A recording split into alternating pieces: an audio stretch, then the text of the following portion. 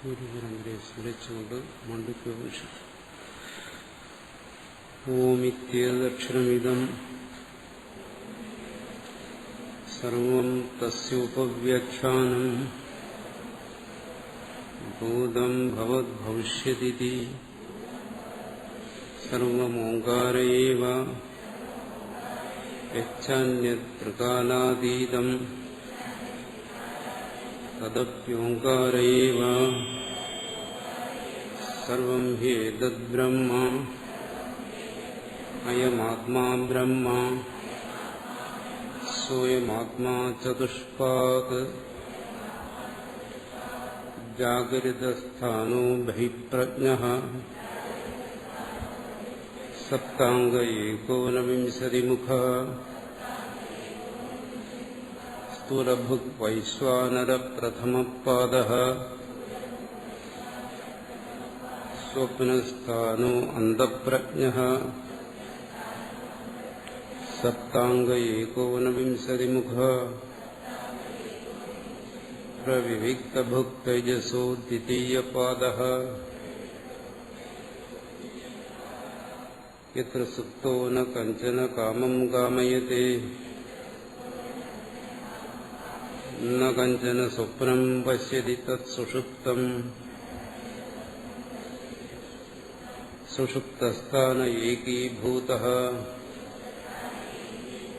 പ്രജ്ഞാനഘന ഏവ ആനന്ദമയോ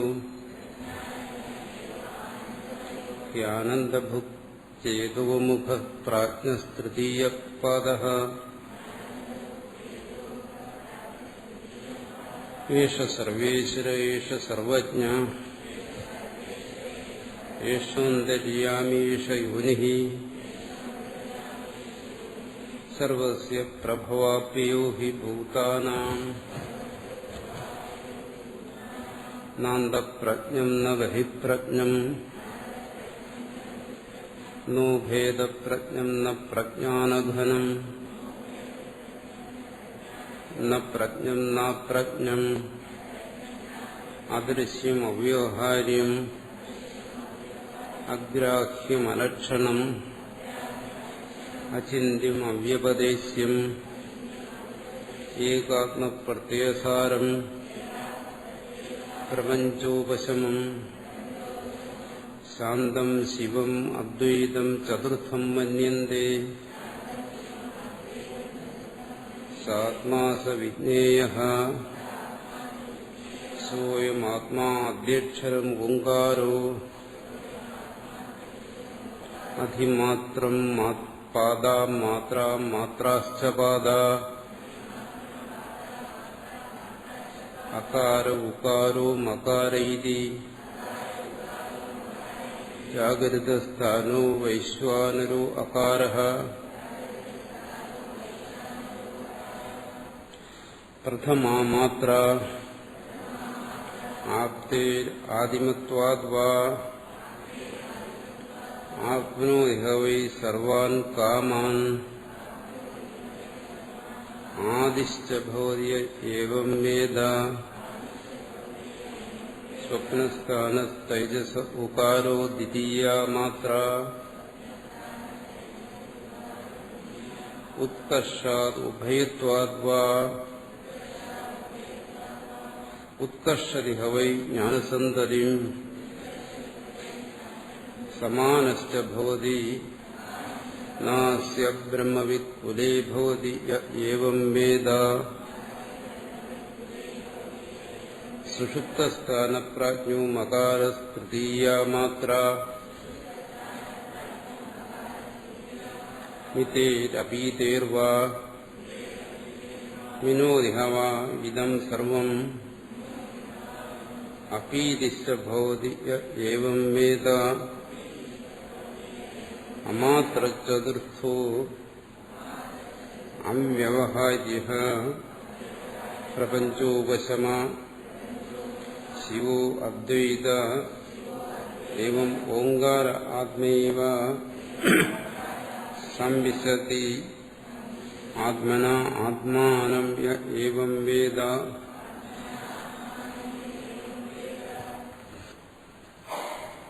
കഥം പുനരോങ്കാര നിർണയ ആത്മതത്വ പ്രതിപത്യുപായത്വം പ്രതിപദ്ധ്യതേ. ഓങ്കാര നിർണയം, ഓങ്കാരത്തിന്റെ സ്വരൂപം എന്താണ്, ഓങ്കാരം എന്ന് നിർണയിക്കുന്നത് ആത്മബോധത്തിന് എങ്ങനെ ഉപകരിക്കും. അദ്വൈതി പറയുന്നത് മോക്ഷം ആത്മബോധം കൊണ്ട് മാത്രമേ സാധ്യമാകൂ, മറ്റൊന്നുകൊണ്ടും മോക്ഷം സാധ്യമല്ല. അതാണ് ശങ്കരാചാര്യരുടെ മതം. ആ ആത്മബോധം ഓങ്കാര നിർണയം കൊണ്ട് സാധിക്കുമെന്നാണ് ഉപനിഷത്തിൽ പറഞ്ഞിരിക്കുന്ന രീതി. വിശേഷിച്ചും മാണ്ഡൂക്യ ഉപനിഷത്തിൽ പറഞ്ഞിരിക്കുന്ന രീതിയിലുള്ള ഓങ്കാര വിചാരത്തിലൂടെ ആത്മബോധം ഉണ്ടാകും. അതങ്ങനെ അതിനെന്താ പ്രമാണം? ഉച്ചതേ ഓമിത്യേത് ഏതദാലംബനം ഏതദ്വൈ സത്യകാമ ഓമിത്യാത്മാനയും ചെയ്ത് ഓമിതി ബ്രഹ്മ ഓങ്കാരേ വേദം സർവം ഇത്യാദി ശ്രുതി. കഠോപനിഷത്ത് തുടങ്ങിയ മറ്റുപനിഷത്തുകൾ ഇതേ കാര്യം തന്നെ പറഞ്ഞിരിക്കുന്നു. ഓമിന് പ്രാധാന്യം കൊടുത്ത് പറഞ്ഞിരിക്കുന്നു, ഓമിന്റെ ഉപാസനയെക്കുറിച്ച് പറഞ്ഞിരിക്കുന്നു, ഓം പരമാത്മാവിന്റെ വാചകമാണെന്ന് പറഞ്ഞിരിക്കുന്നു. അതിനാണ് ഈ ഉദാഹരണങ്ങളെല്ലാം പറഞ്ഞത്. അത് അദ്വൈത മതമനുസരിച്ച് എങ്ങനെ രജ്വാതിരിവ സർപ്പാദി വികല്പസ്യാസ്പദോ അദ്വൈ ആത്മാ പരമാർത്ഥസൻ പ്രാണാദി വികല്പസ്യാസ്പദോ യഥാ തഥാ സർവോപി വാക് പ്രപഞ്ച പ്രാണാദ്യാത്മവികല്പ വിഷയ ഓങ്കാരൈവ രജ്വാതിരിവ സർപ്പാദി വികല്പസ്യാസ്പദോ. അദ്വൈത മതമനുസരിച്ച് പറയുകയാണ്, സർപ്പാദി വികല്പങ്ങൾ, സർപ്പാദി നാനാത്വബോധം, അതിനാണ് വികല്പം എന്ന് പറയുന്നത്. അതിനെല്ലാം ആസ്പദമായിരിക്കുന്ന, ആധാരമായിരിക്കുന്ന എന്താണ്? രജ്ജുവാദികളാണ്. ഇവിടെ ഭ്രാന്തിയെക്കുറിച്ച് പറയുകയാണ്. രജ്ജുസർപ്പം തുടങ്ങിയ ഭ്രാന്തികളിൽ അവിടെ കയറും മറ്റുമാണ് സർപ്പം തുടങ്ങിയ ഭ്രാന്തിക്ക് ആധാരമായിരിക്കുന്നത്. അതുപോലെ അദ്വൈതമായിരിക്കുന്ന ആത്മാവ്, അദ്വൈതവും പരമാർത്ഥവുമായിരിക്കുന്ന ആത്മാവ് താൻ തന്നെ എന്നർത്ഥം. ആത്മാവെന്നുള്ള ശബ്ദം പ്രയോഗിക്കുന്നത് താനെന്നുള്ള അർത്ഥത്തിലാണ് സർവത്ര.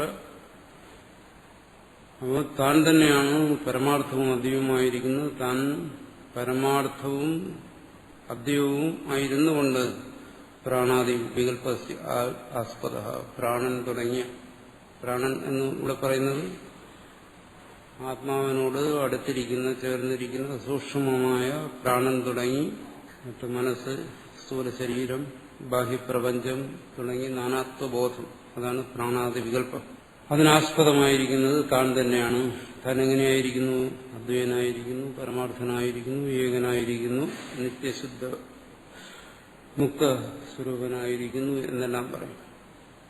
യഥാ തഥാ ഇത് ഇങ്ങനെയിരിക്കെ ഇതുപോലെ തന്നെയാണ് സർവോപി വാക് പ്രപഞ്ച പ്രാണാദ്യാത്മാ വികല്പ വിഷയ ഓങ്കാരേവ.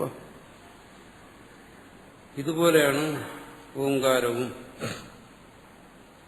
കാരണം ഇവിടെ ശ്രുതി തുടങ്ങിയിരിക്കുന്ന ഓം എന്ന് പറഞ്ഞാൽ ഓങ്കാരത്തിന്റെ വിശേഷതയെക്കുറിച്ച് പറഞ്ഞിരിക്കുന്നു. ഇതുപോലെ തന്നെയാണ് സർവോപി വാക് പ്രപഞ്ച, ഈ ശബ്ദജാലം മുഴുവൻ, നമ്മൾ ഉപയോഗിക്കുന്ന ഈ ശബ്ദപ്രപഞ്ചം മുഴുവനും ആ ശബ്ദം എന്തിനെ കുറിക്കുന്നു? പ്രാണാദി വികല്പങ്ങളെ, പ്രാണൻ, ശരീരം, പ്രപഞ്ചം തുടങ്ങിയ കാര്യങ്ങളെ ബോധിപ്പിക്കുന്നതിന് വേണ്ടിയാണ് നമ്മൾ ശബ്ദം പ്രയോഗിക്കുന്നത്. അതാണ് വികല്പ വിഷയമാണ് ശബ്ദം. ശബ്ദത്തിന്റെ വിഷയങ്ങൾ വികല്പങ്ങളാണ്. ഈ നാനാ പ്രപഞ്ചമാണ്. അങ്ങനെ നാനാ പ്രപഞ്ചത്തെ ബോധിപ്പിക്കുന്നതിന് വേണ്ടി നമ്മൾ ഉപയോഗിക്കുന്ന എല്ലാ ശബ്ദവും ആ ഏകമായ ഓങ്കാരം തന്നെയാണ്. ഓങ്കാരം എങ്ങനെ എല്ലാ ശബ്ദവുമാകും? കാരണം നമുക്കറിയാം, ഓം എന്ന് പറയുന്ന ഒരു പ്രത്യേക ശബ്ദമാണ്. മറ്റോരോ വിഷയങ്ങൾക്കും നമ്മൾ പ്രത്യേക ശബ്ദം ഉപയോഗിക്കും. ഓം എങ്ങനെ എല്ലാ ശബ്ദവും ഓം? അതിലൂടെ പറയുന്നു എന്താണോ സർവ ശബ്ദങ്ങൾക്കും ആധാരമായിരിക്കുന്നത് ഓങ്കാരമാണ്. അതിന് പ്രമാണം അതിന് പറയുന്നത് ശ്രുതി.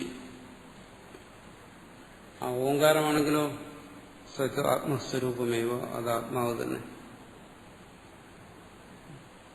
ഈ കാണുന്ന നാനാ പ്രപഞ്ച കൽപ്പനയ്ക്കും ആധാരമായിരിക്കുന്ന ആ ആത്മാവ് അത് തന്നെയാണ് ഓങ്കാരം.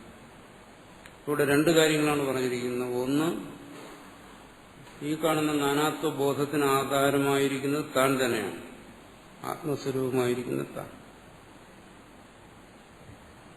ഈ സർവശബ്ദങ്ങൾ നമുക്ക് അനുഭവപ്പെട്ടുകൊണ്ടിരിക്കുന്ന സർവശബ്ദങ്ങൾക്കും ആധാരമായിരിക്കുന്ന ഓങ്കാരം. ആ ഓങ്കാരം അത് താൻ തന്നെ.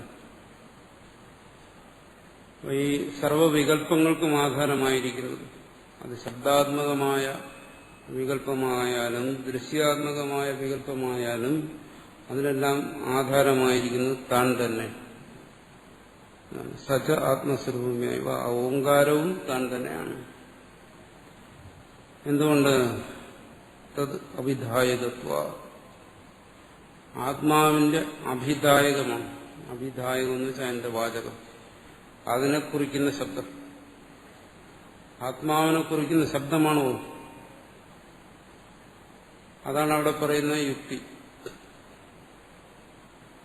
ഈ സർവവികല്പങ്ങൾക്കും ആധാരമാണ് ആത്മാവെങ്കിൽ സർവശബ്ദങ്ങൾക്കും ആധാരമായിരിക്കുന്നു ആത്മാവിനെ കുറിക്കുന്ന ശബ്ദമാണ് എന്നാണ്. അവരൊരു യുക്തിയിലൂടെ പറയുകയാണ്. ഇവിടെ മറ്റു പലതരത്തിലും അതിനെ വ്യാഖ്യാനിക്കുന്നുണ്ട്.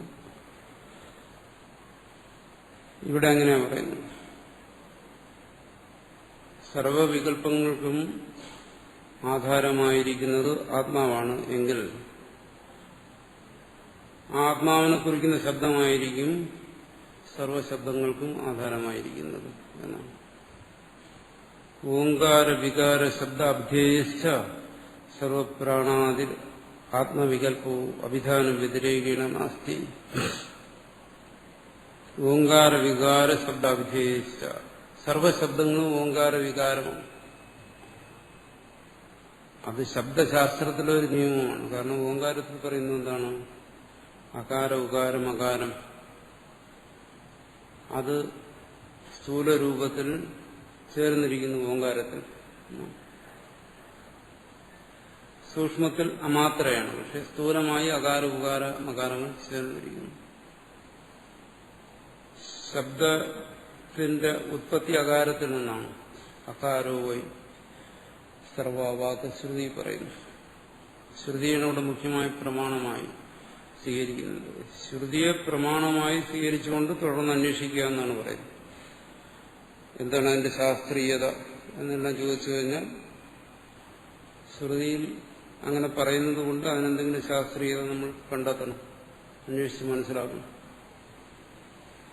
അകാരമാണ് സർവവാക്കുകളുടെയും ആധാരമായിരിക്കുന്നു. ആകാരമാണ് അതിന് പറയും ഭാഷ്യത്തിൽ ഓങ്കാരത്തിൽ പ്രധാനമായിരിക്കുന്നത്. അതുകൊണ്ട് സർവവാക്കുകളും ഓങ്കാരത്തിൽ നിന്ന് ആരംഭിച്ചിരിക്കുന്നു എന്നും മറ്റു ശ്രുതി പറയുന്നുണ്ട്. അതാണ് ഇവിടെ പറയുന്നത്. ഓങ്കാര വികാര ശബ്ദാഭിധേയിച്ച ഓങ്കാര വികാരങ്ങളാണ് സർവശബ്ദങ്ങൾ. ആ ശബ്ദങ്ങൾ കൊണ്ടാണ് സർവപ്രാണാദി ആത്മവികല്പവും. ആത്മാവിൽ കൽപ്പിക്കപ്പെട്ടിരിക്കുന്ന ആത്മാവിന്റെ നാനാത്വങ്ങളായിരിക്കുന്ന ഈ പ്രാണാദികളെല്ലാം ശബ്ദങ്ങൾ കൊണ്ട് പറയുന്നതാണ്. ആ ശബ്ദങ്ങൾക്കെല്ലാം ആദിയായിരിക്കുന്ന ഓങ്കാരമാണ്. അഭിധാനം വ്യതിരേകീണ നാസ്തി. ഇതൊന്നും ഈ അർത്ഥങ്ങളൊന്നും ശബ്ദത്തിൽ നിന്ന് വേറിട്ടില്ല എന്ന് പറയുമ്പോൾ അവിടെ നമ്മൾ തെറ്റിദ്ധരിക്കരുത്. പ്രാണാദിരാത്മവികല്പ അഭിധാന വ്യതിരേകേണ നാസ്തി എന്നാണ്. പ്രാണാദി വികല്പങ്ങൾ എന്ന് പറയുമ്പോൾ നമുക്ക് അനുഭവപ്പെടുന്ന ഈ സമ്പൂർണ്ണ പ്രപഞ്ചവും അഭിധാനം വ്യതിരേകേണ നാസ്തി, അതാതിനെ കുറിച്ച് പറയുന്ന ശബ്ദങ്ങളിൽ നിന്നും വേറിട്ടില്ല എന്നാണ്. ശബ്ദങ്ങളിൽ നിന്ന് വേറിട്ട് അർത്ഥമില്ല എന്നാണ് പറയുന്നത്. അഭിധാനം എന്ന് പറഞ്ഞാൽ വാചക ശബ്ദം എന്നെടുത്തോണം. അഭിധേയം എന്ന് പറഞ്ഞാൽ അല്ലെങ്കിൽ അഭിധായകം എന്ന് പറഞ്ഞു കഴിഞ്ഞാൽ അഭിധേയം എന്ന് പറഞ്ഞു കഴിഞ്ഞാൽ ആ വസ്തു. പുസ്തകം എന്ന് പറയുന്നത് അഭിധേയം, ആ വസ്തു. പുസ്തകം എന്ന ശബ്ദം അഭിധായകം അല്ലെങ്കിൽ അഭിധാനം, രണ്ടു രീതിയിലും പറയാം. അപ്പൊ അഭിധാനം വ്യതിരേകീണ, ശബ്ദത്തിൽ നിന്ന് വേറിട്ട്, പുസ്തകം എന്ന് പറയുന്ന ഈ ശബ്ദത്തിൽ നിന്ന് വേറിട്ട് നാസ്തി, പുസ്തകം എന്ന് പറയുന്ന വസ്തു ഇല്ല എന്നാണ് അതിന്റെ വാച്യാർത്ഥം. പക്ഷെ അത് വാച്യാർത്ഥത്തിൽ ഗ്രഹിച്ചാൽ കുഴപ്പമില്ല. അതിന്റെ താല്പര്യം എന്താണ്? അതടുത്ത് ശ്രുതിയെ പ്രമാണമാക്കി പറയും. വാചാരംഭണം വികാരോ നാമധേയം തദസീതം വാച തന്ത്യ നാമഭിർദാമഭിർ സർവം സിതം സർവം ഹീതം നാമാനി. ഈ ശ്രുതികളിലൂടെ പറയുമ്പോൾ നമുക്ക് പെട്ടെന്ന് തോന്നുന്ന അർത്ഥമല്ല അവിടെ ഉദ്ദേശിക്കുന്നത്. ശബ്ദത്തിൽ നിന്ന് വേറിട്ട അർത്ഥമില്ല എന്നാണ് പറഞ്ഞിരിക്കുന്നതെങ്കിലും അതിന്റെ താല്പര്യം വേറെയാണ്. എന്താണ്? വാചാരംഭണം വികാരവും നാമധേയം. നമ്മൾ മുമ്പ് ചർച്ച ചെയ്തിട്ടുള്ളതാണ്. വാചാരംഭണം, വാക് ആലംബനമാണ് വികാരങ്ങൾ. എല്ലാ കാര്യങ്ങളും കേവലം വാക്കിന് ആശ്രയമായിരിക്കുന്ന എന്ന് വെച്ചാൽ അത് സത്യമല്ലെന്നാണ്. മുഖ്യമായത് എന്താണ്? നാമധേയം. അത് കേവലം നാമം മാത്രമേ ഉള്ളൂ. നാമധേയം എന്ന് വെച്ചാൽ നാമം, ശബ്ദം മാത്രമേ ഉള്ളൂ. അത് കഴിഞ്ഞിട്ട് അവിടെ പറയുന്നു അതിന് ദൃഷ്ടാന്തമായിട്ട് മൃത്തികേത്യവ സത്യം. ആ രീതിയിൽ അതിനെക്കുറിച്ച് മനസ്സിലാക്കണം. നാമത്തിൽ നിന്ന് വേറിട്ട് വസ്തുവില്ല എന്ന് പറയുന്നത് അങ്ങനെയാണ്. മൃത്തിക, മണ്ണ് മാത്രമാണ് സത്യം. മണ്ണിൽ നിന്നുണ്ടായ പട്ടിയും ചട്ടിയും കലവും ഒന്ന് സത്യമല്ല, കുടവും കലവും ഒന്ന് സത്യമല്ല. മണ്ണിൽ നിന്നുണ്ടായ കലം അത് സത്യമല്ല. എങ്ങനെ സത്യമല്ല? അത് കാണുന്നുണ്ടല്ലോ. അത് അസത്യമെന്ന് എങ്ങനെ പറയാൻ പറ്റും? അതുകൊണ്ട് വെള്ളം കൊണ്ടുവരുന്നുണ്ട്, അതുകൊണ്ട് പ്രവർത്തനങ്ങളെല്ലാം നടത്താൻ പറ്റുന്നുണ്ട്. അങ്ങനെയുള്ള ഒരു വസ്തു എങ്ങനെ അസത്യമാവും? മണ്ണ് മാത്രം സത്യമെന്ന് എന്തുകൊണ്ട് പറയുന്നു? അത് പറയുന്നതിനുള്ള യുക്തി എന്താണ്? നമ്മളൊരാളോട് പറയാണ് മണ്ണ് സത്യമാണ്, കൂടെ സത്യമല്ലെന്ന് പറഞ്ഞാൽ അത് പ്രത്യക്ഷമായി അത് ശരിയല്ല. എന്തുകൊണ്ട്? ഒരാൾക്ക് വാദിക്കും മണ്ണ് പോലെ തന്നെ സത്യമാണ് കുടവും. എന്തുകൊണ്ട്? കുടം കൊണ്ട് വെള്ളം കൊണ്ടുവരാൻ സാധിക്കുന്നുണ്ട്, മണ്ണുകൊണ്ട് അത് സാധിക്കുന്നില്ല. അപ്പൊ പിന്നെ എങ്ങനെ കലം അസത്യമെന്ന് പറയാൻ പറ്റും? അല്ലെങ്കിൽ മണ്ണും അസത്യമെന്ന് പറയാൻ കേവലം പറയുന്നത് കൊണ്ട് മാത്രം ഒന്നും സത്യമോ അസത്യമോ ആകത്തില്ല. അപ്പോൾ പറയുന്നതിന്റെ താല്പര്യം എന്താ? മണ്ണ് സത്യം, ആ മണ്ണിൽ നിന്നുണ്ടായ കലം അസത്യം. അത് പറയുന്നത് എന്താണ്? ആ കലം എന്ന് പറയുന്നത് വാകാലംബനം മാത്രമാണ്, വാക്കിന് ആലംബനമായ ഒന്നാണ്. മണ്ണിൽ നിന്ന് വേറിട്ട് സ്വതന്ത്രമായ ഒരു വസ്തുവില്ല. അതുകൊണ്ടാണ് അതിന് അസത്യം എന്ന് പറയുന്നത്. മണ്ണിൽ നിന്ന് വേറിട്ട് കലം എന്ന പേരും അതിൻ്റെതായ ആകൃതിയുമുള്ള ഒരു വസ്തു നിലനിൽക്കെ തന്നെ മണ്ണിൽ നിന്ന് വേറിട്ട് അതിന് സ്വതന്ത്രമായി അവിടെ ഒരു വസ്തുവില്ല. അതുകൊണ്ടാണ് അതിന് അസത്യം എന്ന് പറയുന്നത്. അതിനെ ആർക്കും നിഷേധിക്കാൻ പറ്റത്തില്ല. അക്കാലം എടുത്ത് പരിശോധിച്ചു നോക്കുക. അതിൻ്റെ അകവും പുറവും കീഴും മേലും എല്ലാം പരിശോധിക്കുക. മണ്ണല്ലാതെ അവിടെ സ്വതന്ത്രമായി എന്തെങ്കിലും നമുക്ക് കാണാൻ പറ്റുന്നുണ്ടോ? പറയാൻ പറ്റും. എന്താണ്? മണ്ണല്ലാതെ മണ്ണിലില്ലാതിരുന്ന ഒന്ന് അവിടെ കാണുന്നുണ്ട്. എന്താണ്? ഒരു ആകൃതി വിശേഷം എന്ന് പറയും. സംസ്കൃതത്തിൽ പറയും കമ്പുഗിരിവാദി. അതിന്റെ പ്രത്യേക ആകൃതി, അതിന്റെ കഴുത്ത്, അതിന്റെ വയറ് എല്ലാം അത് കാലത്തിൽ കാണുന്നുണ്ട്. അതോ ശരി, അത് പരിശോധിച്ച് നോക്കുക. ഈ കാണുന്ന ആകൃതി നിങ്ങൾക്ക് മണ്ണിൽ നിന്ന് വേർതിരിച്ചെടുക്കാൻ പറ്റുമോ?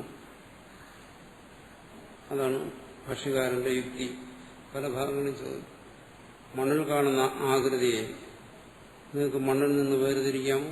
ഏതെങ്കിലും ഒരു വിദഗ്ധനായ സമർത്ഥനായ കുലാലൻ എന്ന് പറഞ്ഞാൽ മണ്ണുണ്ടാക്കുന്നയാൾ, അയാളുടെ സാമർഥ്യം കൊണ്ട് അയാൾ ആ മണ്ണിൽ നിന്ന് ആ കലത്തെ മെനഞ്ഞെടുത്തു.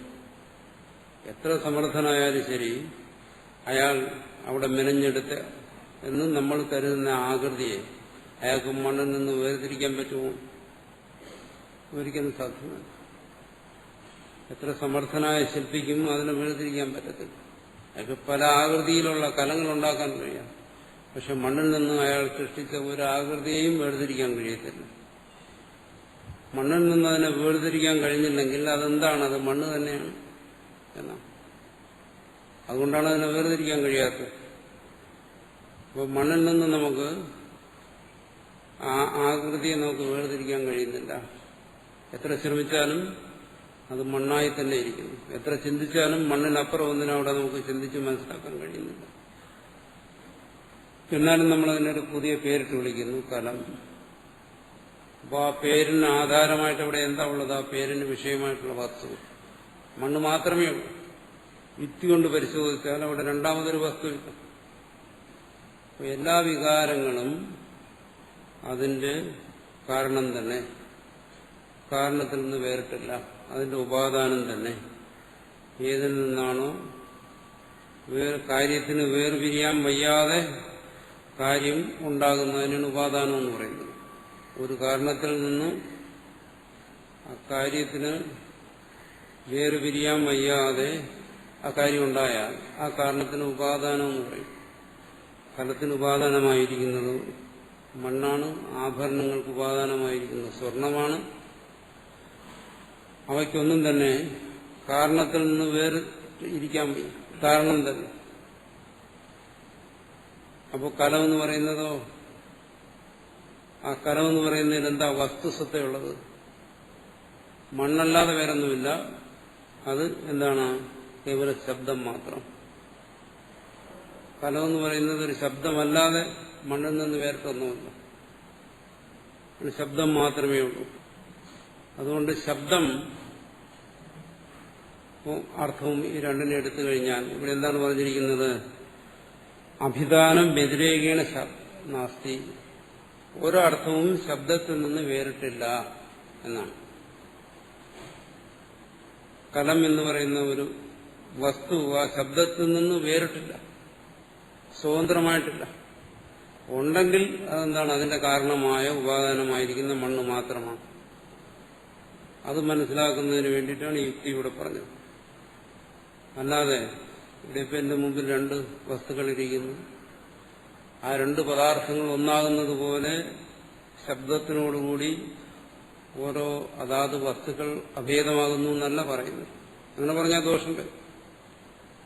പുസ്തകം എന്ന് പറയുന്ന ശബ്ദം, ആ ശബ്ദമാണ് പുസ്തകം എന്ന് പറയുന്ന വസ്തു എന്നല്ല പറയുന്നു. അഭിധാനം വ്യതിരേകേണ നാസ്തി എന്നാ പറയുന്നു. അഭിധേയം അഭിധാനത്തിൽ നിന്നും വേറിട്ട് നിലനിൽക്കുന്നില്ല, സ്വതന്ത്രമായ നിലനിൽപ്പില്ല. കലം എന്ന് പറയുന്ന ആ ശബ്ദം അതിൽ നിന്ന് വേറിട്ട് കലം എന്ന് പറയുന്ന ഒരു വസ്തുവിന് നിലനിൽപ്പില്ല. അവിടെ ഒരു വസ്തുവുണ്ട്, അതെന്താണ്? അത് അതിന്റെ ഉപാദാനമാണ്. അങ്ങനെ കാര്യകാരണ രീതിയിൽ ഉപാദാനവും കാര്യവും എന്നുള്ള രീതിയിൽ നമ്മൾ ചിന്തിച്ചു പോയി കഴിഞ്ഞാൽ, അങ്ങനെയാണെങ്കിൽ മണ്ണ്, സ്ഥൂലമായിരിക്കുന്ന ആ മണ്ണ് അത് അതിന്റെ സൂക്ഷ്മമായ കാരണത്തിൽ നിന്ന് വേറല്ല. അങ്ങനെ അങ്ങനെ കാര്യകാരണ രീതി ചിന്തിച്ചാൽ പിന്നിലേക്ക് പോകും. അതാണ് ശബ്ദത്തിൽ നിന്ന് അർത്ഥം വേറല്ല എന്ന് പറയുന്നതിന്റെ താല്പര്യം. എല്ലാം മറിച്ച് ധരിക്കരുത്. മറിച്ച് ധരിച്ചാൽ ദോഷം വരും. എങ്ങനെ? അഗ്നി എന്ന് പറയുന്ന ശബ്ദം, ആ അഗ്നിയിൽ നിന്ന് വേറിട്ട് അഗ്നി എന്ന് പറയുന്ന ഒരു വസ്തുവില്ല എന്നല്ല എൻ്റെ അർത്ഥം. എന്ന് പറഞ്ഞു കഴിഞ്ഞാൽ എന്ത് ദോഷം വരും? അഗ്നി എന്ന് പറയുന്ന ആ ശബ്ദം തന്നെയാണ് അഗ്നി എന്ന് പറയുന്ന വസ്തു എന്ന് വരും. അങ്ങനെയല്ല. ശബ്ദത്തിൽ നിന്ന് വേറിട്ട് അർത്ഥം നിലനിൽക്കുന്നില്ല എന്ന് പറയുന്ന ആ അർത്ഥത്തിലല്ല. അങ്ങനെ പറഞ്ഞാൽ വലിയൊരു യുക്തിഭംഗമായി. ശബ്ദത്തിൽ നിന്ന് വേറിട്ട് അർത്ഥമില്ല എന്ന് ഒരു ഒഴുക്കം മട്ടിൽ നമ്മൾ മനസ്സിലാക്കിയാൽ അങ്ങനെ എന്ത് സംഭവിക്കും? ശബ്ദം തന്നെ അർത്ഥമെന്ന് വരും. അങ്ങനെ വന്നാലോ അഗ്നി എന്ന് പറഞ്ഞു കഴിഞ്ഞാൽ ഉടൻ നമ്മുടെ വായു പൊള്ളിപ്പോകും. എന്തുകൊണ്ട്? ശബ്ദം തന്നെ അർത്ഥം. ശബ്ദത്തിൽ നിന്ന് വേറിട്ട് അഗ്നിയില്ല. അപ്പോൾ ശബ്ദം തന്നെ അർത്ഥമായി കഴിഞ്ഞാൽ എന്ത് വരും? പിന്നെ ശബ്ദം മതി, അർത്ഥത്തിന്റെ ആവശ്യമില്ല. അഗ്നി എന്ന് ഉച്ചരിച്ചാൽ ഉടൻ തന്നെ അവിടെ അത് അഗ്നി എന്ന് പറയുന്ന ശബ്ദമല്ല, അർത്ഥമാണ്. രണ്ടും ഒന്നാണ്. അപ്പോൾ അഗ്നി എന്ന് ഉച്ചരിച്ചു കഴിഞ്ഞാൽ ഉച്ചരിക്കുന്ന നാക്ക് വെന്തുപോകും. അങ്ങനെ സംഭവിക്കുന്നില്ല. അതുകൊണ്ടെന്താണ് ശബ്ദത്തിൽ നിന്ന് വേറിട്ട് അർത്ഥമില്ല എന്ന് പറയുന്നതിന്റെ താല്പര്യം അതാണ്. ഒരു കാര്യവും അതിന്റെ കാരണത്തിൽ നിന്ന് വ്യതിരിക്തമായി സ്വതന്ത്രമായി അതിനുണ്മയില്ല, സത്തമില്ല. അതുകൊണ്ട് ആ കാര്യത്തെ ബോധിപ്പിക്കാൻ വേണ്ടി ഉപയോഗിക്കുന്ന ശബ്ദങ്ങൾ, ആ ശബ്ദങ്ങളിൽ നിന്നും വേറിട്ട് വ്യതിരേകേണ ഒരു കാര്യവും നിലനിൽക്കുന്നില്ല. ഇത് അദ്വൈതത്തിൽ പ്രധാനമായി മനസ്സിലാക്കി വയ്ക്കേണ്ട ഒരു കാര്യമാണ്. അല്ലാതെ അഭിധാനം വ്യതിരേകേണ നാസ്തി, ശബ്ദത്തിൽ നിന്ന് വേറൊരു അർത്ഥമില്ല എന്നുള്ളതിന്റെ വാച്യാർത്ഥത്തെ മനസ്സിലാക്കി വയ്ക്കരുത്. അപ്പം അങ്ങനെ ചിന്തിച്ചു പോകുമ്പോൾ എല്ലാ കാര്യങ്ങളും അതിന്റെ കാരണത്തിൽ നിന്ന് വേറിട്ട് നിലനിൽക്കുന്നില്ലെങ്കിൽ ഇവിടെ നമ്മൾക്ക് അനുഭവപ്പെടുന്ന മുഴുവൻ കാര്യങ്ങളാണ്. പ്രപഞ്ചം മുഴുവൻ ഒരു കാര്യമാണ്. ഈ പ്രപഞ്ചാത്മകമായിരിക്കുന്ന ഈ കാര്യം ഈ പ്രപഞ്ചത്തെ ബോധിപ്പിക്കുന്ന ഈ ശബ്ദത്തിൽ നിന്ന് വേറിട്ട് നിലനിൽക്കുന്നില്ല. ഒരർത്ഥവും ഒരു വസ്തുവും ശബ്ദത്തിൽ നിന്ന് വേറിട്ട് നിൽക്കുന്നില്ല. നമ്മൾ ഒരു ദൃഷ്ടാന്തത്തെ എടുത്ത് ചിന്തിച്ചിട്ട് അതേ യുക്തി തന്നെ മറ്റു സ്ഥലത്ത് പ്രയോഗിച്ചു കഴിഞ്ഞാൽ ഒരു സാമാന്യമായ സിദ്ധാന്തം അതിൽ നിന്ന് വെളിപ്പെടുന്നു. ഇവിടെ അദ്വൈതി പറയുന്ന സിദ്ധാന്തം എന്താണ്? ഒരു വസ്തുവും പ്രപഞ്ചത്തിൽ ശബ്ദത്തിൽ നിന്ന് വേറിട്ട് നിലനിൽക്കുന്നില്ല. ആ ശബ്ദം മാത്രമേ അവിടെ ഉള്ളൂ. ആ വസ്തുവിനെ വെളിപ്പെടുത്താൻ വേണ്ടി നമ്മൾ ഉപയോഗിക്കുന്ന ശബ്ദം മാത്രമേ ഉള്ളൂ. അത് വസ്തുനിഷ്ഠമായി ചിന്തിക്കുമ്പോൾ മറ്റു വേറെ പലതരത്തിലും ഇതേ ആശയത്തെ തന്നെ പറയുന്നുണ്ട്. ഇപ്പൊ വസ്തുനിഷ്ഠമായി ചിന്തിച്ച് പറയുന്നതാണിത്. ഇനി അതിനെ ആത്മനിഷ്ഠമായി ചിന്തിച്ച് പറയുമ്പോഴോ ശബ്ദത്തിൽ നിന്നും വസ്തുവിന് സ്വതന്ത്രമായി നിലനിൽപ്പില്ല എന്നുള്ളത് ആത്മനിഷ്ഠമായി ചിന്തിച്ച് മനസ്സിലാക്കും. എങ്ങനെ? നമ്മളൊരു വസ്തുവിനെ മനസ്സിലാക്കുന്നത് എന്നുവെച്ചാൽ അറിയുന്നത് ശബ്ദത്തിലൂടെയാണ്. ഒരു ശബ്ദത്തിലൂടെ അല്ലാതെ നമുക്കൊരു വസ്തുവിനെ അറിയാൻ പറ്റത്തില്ല.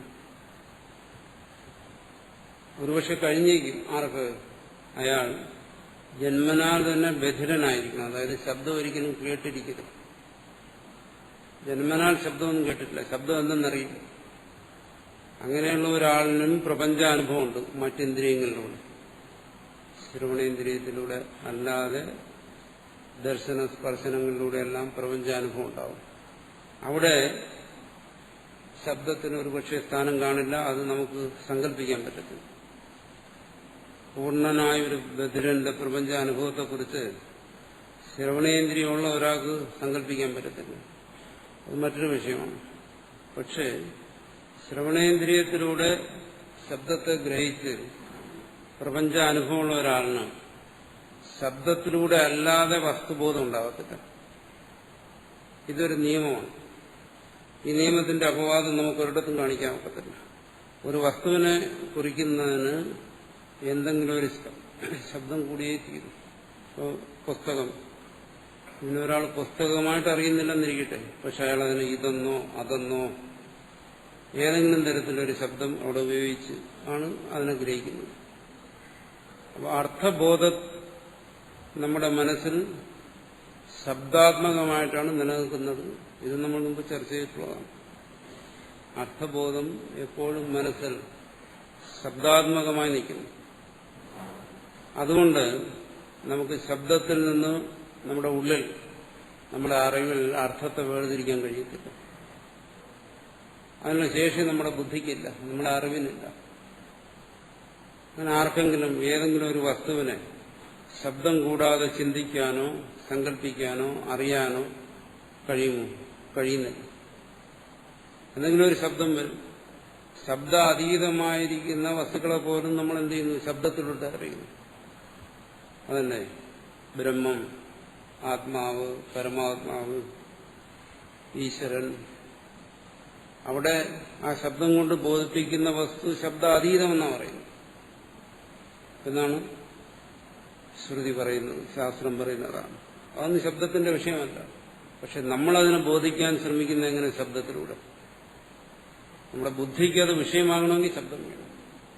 അപ്പൊ ശബ്ദം ആ വസ്തുവിനെ ശബ്ദം പരിമിതപ്പെടുത്തി ബുദ്ധിക്ക് ബോധ്യമാക്കുന്നു. ആ നിലയ്ക്കും എന്താണ്? ശബ്ദത്തിൽ നിന്ന് അഭിധാനം വ്യതിരേകീണ വസ്തു നാസ്തി ഇവിടെ പറഞ്ഞിരിക്കുന്നു. ശബ്ദത്തിൽ നിന്നും വേറിട്ട് വസ്തു നിലനിൽക്കുന്നില്ല. ശബ്ദത്തിലൂടെ വസ്തു നിലനിൽക്കുന്നു. അതുകൊണ്ട് നമ്മുടെ ചിന്ത, നമ്മുടെ അനുഭവം, നമ്മുടെ സങ്കല്പങ്ങൾ എല്ലാം ശബ്ദാത്മകമാണ്. എവിടെ നമുക്ക് ശബ്ദത്തിൽ നിന്ന് വേറിട്ട് അർത്ഥത്തെ എടുത്ത് കാണിക്കാൻ പറ്റും? ഇല്ല. നമ്മുടെ ശബ്ദം വാച്യരൂപത്തിൽ പുറമേ വന്നാൽ, ശബ്ദം മനോമയമായ രൂപത്തിൽ സങ്കല്പരൂപത്തിൽ നമ്മുടെ ഉള്ളിൽ നിന്നാൽ അവിടെ ആ ശബ്ദത്തിനോട് ചേർന്ന് അർത്ഥം നിൽക്കുന്നു. അർത്ഥത്തിന് ശബ്ദത്തെ പിരിഞ്ഞു നിൽക്കാൻ കഴിയും. അതുകൊണ്ടും എന്താണ്? ശബ്ദത്തിൽ നിന്ന് വേറിട്ട് അർത്ഥത്തിന് നിലനിൽക്കില്ല. ഈ രീതിയിൽ പല രീതിയിൽ ഇത് പറയാം. വേറെ രീതിയിലും പറയാം. എങ്ങനെ? ശ്രുതിയിൽ സൃഷ്ടിയെക്കുറിച്ച് പറയും. സൃഷ്ടിയെക്കുറിച്ച് പറയുന്നിടത്തെല്ലാം പല ഭാഗത്തും പറയുന്നു എന്താണ്? സൃഷ്ടിയുടെ ആരംഭത്തിൽ എവിടെയോ ഒരു ഭാഗത്ത് അതിന് ശബ്ദാത്മകമായൊരു തുടർച്ചയുണ്ടായിരുന്നു. അതിന്റെ തുടർച്ച ഒരു ശബ്ദരൂപത്തിലായിരുന്നു എന്നാണ്. അത് എങ്ങനെയാണ്, ഏത് രൂപത്തിലാണ് എന്നൊന്നും നമുക്ക് ശാസ്ത്രീയമായൊന്നും വിശദീകരിക്കുന്നതിന് നമ്മുടെ ശാസ്ത്രം വളർന്നിട്ടുണ്ടെന്ന് തോന്നുന്നില്ല. പക്ഷെ ശ്രുതി അത് പറയും. ഇതിന്റെ തുടക്കം ശബ്ദാത്മകമായിരുന്നു. ആ ശബ്ദാത്മകമായ തുടക്കത്തെ നമുക്ക് പറയാമെന്നുള്ളതിന്റെ അല്ലെങ്കിൽ ചിന്തിക്കാമെന്നുള്ളതിന്റെ പരമാവധിയാണ് ഓം. ഓം എന്നുള്ള ആ ഒരു ശബ്ദത്തിൽ നിന്ന് സൃഷ്ടി ആരംഭിച്ചു എന്ന് പറയുന്നു. അദ്വൈതത്തിൽ അത്രേ പറയുന്നുള്ളൂ.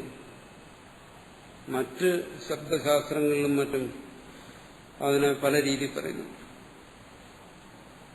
ശുദ്ധമായ ശബ്ദശാസ്ത്രത്തിൽ അതിനെ സ്ഫോടം എന്ന് പറയുന്നു. സ്ഫോടം എന്ന് പറയുന്ന ശബ്ദത്തിന്റെ ഒരു അവസ്ഥയിൽ നിന്ന് സ്ഫുരിച്ചതാണ് ഈ പ്രപഞ്ചം എന്ന് പറയുന്നു. ഭർതൃഹരിയും മറ്റും അങ്ങനെ പറയുന്നു. ഒരു ശബ്ദശാസ്ത്രജ്ഞന്മാരാണ്. തന്ത്രശാസ്ത്രത്തിലും മറ്റും അതിന് പറയുന്നത് പര, പശ്യന്തി, മധ്യമ, നാദം, ബിന്ദു, കര, ഇങ്ങനെയെല്ലാം അവർ വിശദീകരിക്കുന്നു. അപ്പോൾ ശബ്ദാനുസന്ധാനം തുടങ്ങിയ യോഗമാർഗത്തിലൂടെ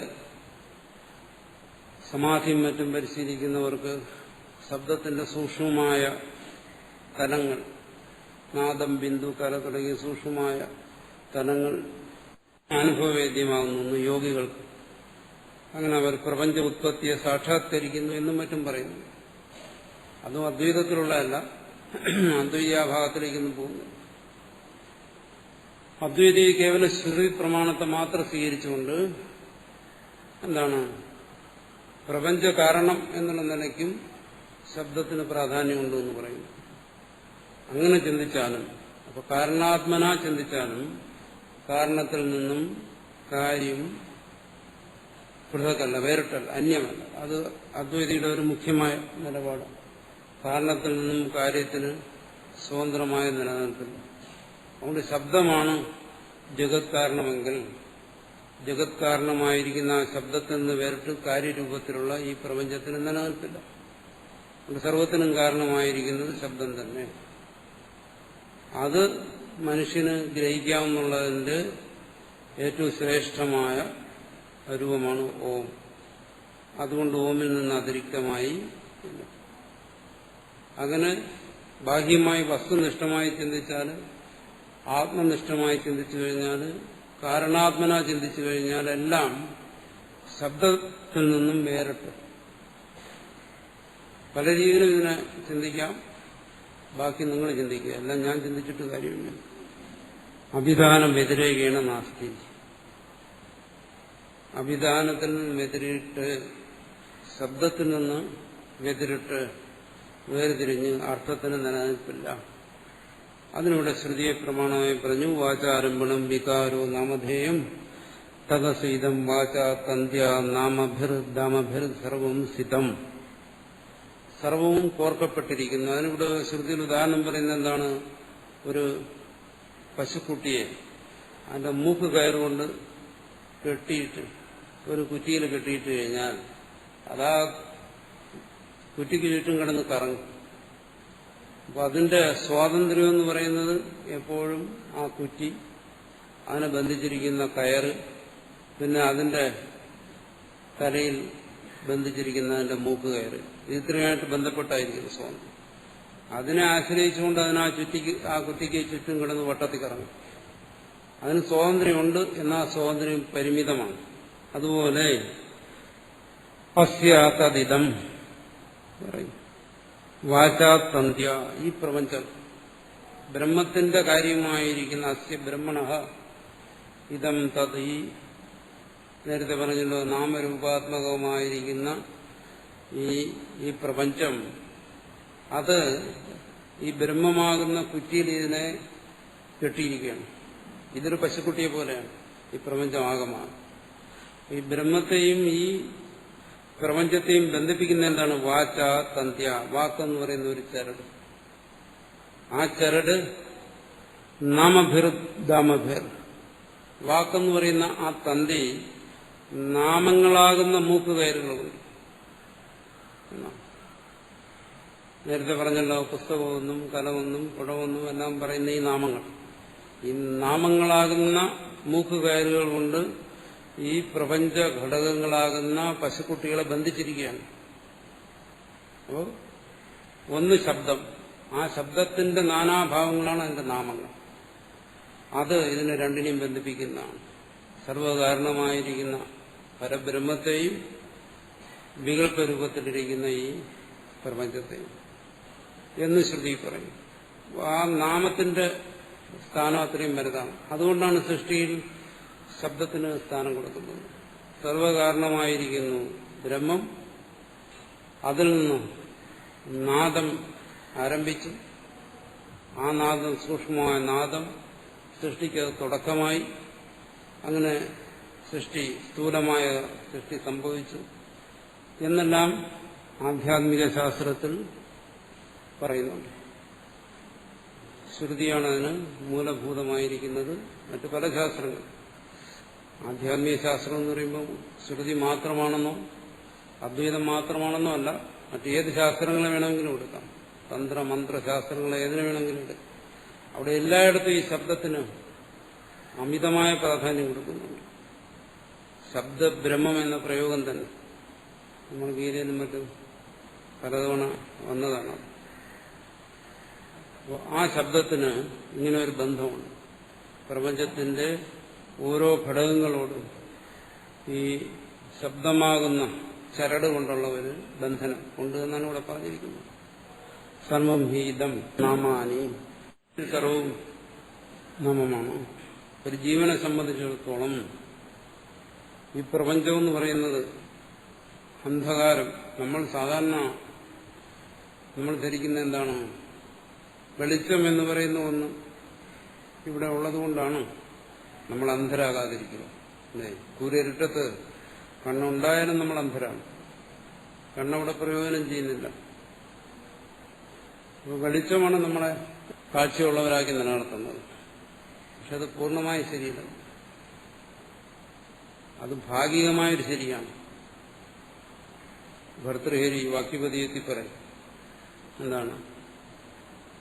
മുഖ്യമായ ജ്യോതിസ് സൂര്യന്റെ പ്രകാശമല്ല.